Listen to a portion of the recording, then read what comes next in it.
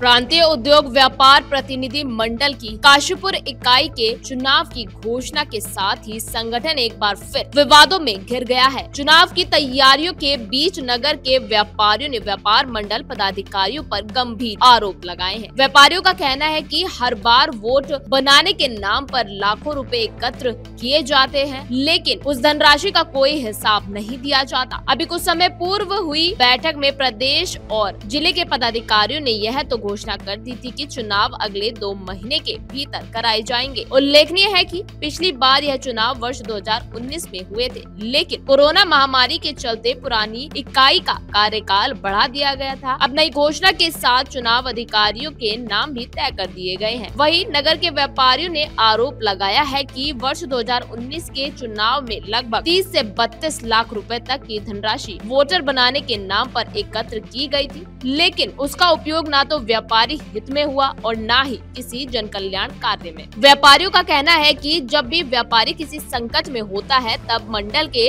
पदाधिकारी चुप्पी साध लेते हैं। व्यापारियों ने हाल ही में रतन सिनेमा रोड स्थित रेडीमेड दुकान में लगी आग का उदाहरण देते हुए कहा कि उस भीषण अग्निकांड में दुकानदार का लाखों का नुकसान हुआ, लेकिन व्यापार मंडल के पदाधिकारियों ने उसकी तुरंत कोई आर्थिक मदद नहीं की, जबकि संगठन के पास स्वयं का फंड मौजूद होना चाहिए। व्यापार मंडल पदाधिकारियों ने जब अपनी किरकिरी होती देखी तो मदद के लिए चंदा एकत्र करने का दिखावा करना शुरू कर दिया, जबकि वर्तमान कार्यकारिणी का कार्यकाल 3 साल ज्यादा रहा, लेकिन उसके बावजूद भी व्यापार मंडल पदाधिकारियों ने कोई भी व्यापारी हित का कार्य करके नहीं दिखाया। जबकि पूर्व व्यापार मंडल पदाधिकारियों ने अपने कार्यकाल में व्यापारियों के हित के लिए बहुत अच्छे कार्य किए, जिसमें वाटर कूलर लगाया गया, विपरीत परिस्थितियों में व्यापारियों की तुरंत मदद करने जैसे कामों से अपनी एक अलग पहचान बनाई। लेकिन वर्तमान कार्यकारिणी ऐसा कोई भी कार्य नहीं कर पाई। वही व्यापारियों का यह भी कहना है कि अगर संगठन के पास फंड था तो